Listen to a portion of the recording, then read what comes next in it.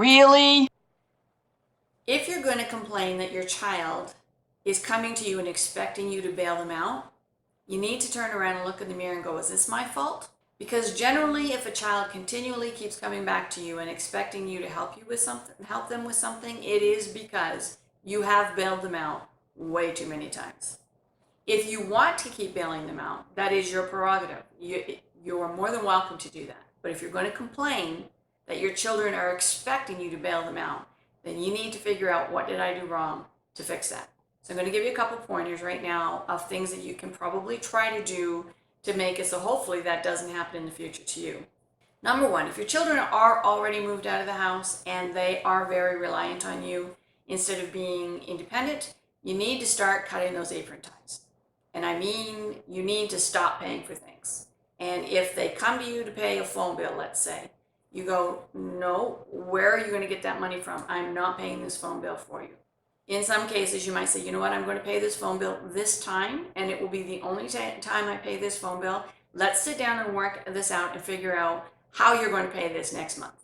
And I'm only going to pay this phone bill for you this month if you sit down with me and discuss this so that I can show you how not to be in this position again.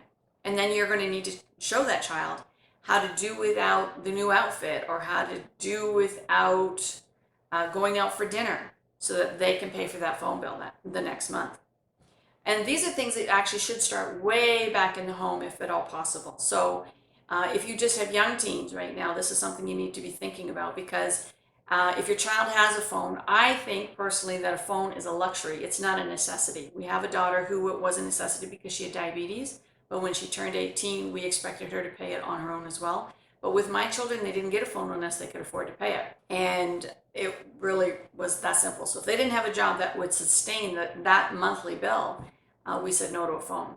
And for most of them, they're not allowed to get a phone on their own until they're 18. So they had to actually go through our account, which we did do, but we consistently took the money from them every single month. And it kind of hurts as the parent, taking money from your kids. But if we don't do that, we don't teach them how to figure out how to pay bills effectively for when they actually get out of the home.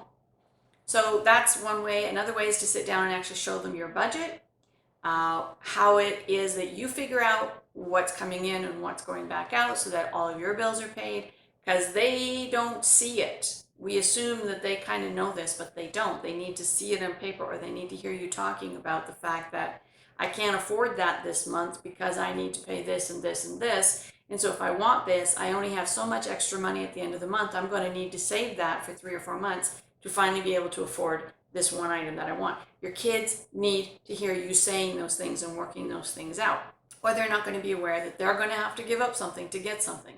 We're in a society where a child says, I want, and come Christmas or birthday, or if, in some situations they get it right away, the parent then goes and gets it and hands it to them, and the child thinks, okay, this is the way life is. And we have developed an entitled generation because we want to be able to give to our kids. And we do. We really want to give to them.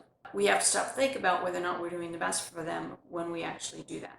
So, number one, stop paying for all the things for them. Make them start paying for their own.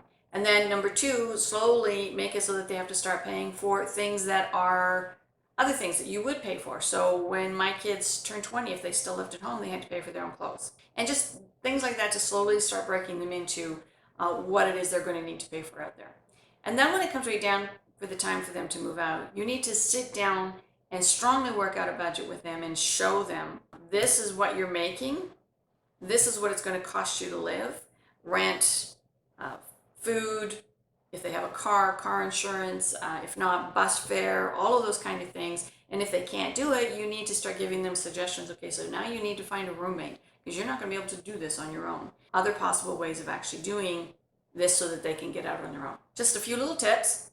If you want your children to be independent and not expect you to bail them out, hopefully these are tips that were actually helpful to you. We really hope that you subscribe to our channel. We have lots of parenting tips all the way from when they're infants all the way up, as you can tell from this one, to adulthood. And that way, every time there's a new one, because I do actually add some every week, up to 3, please come and check it out. We hope you have an awesome day.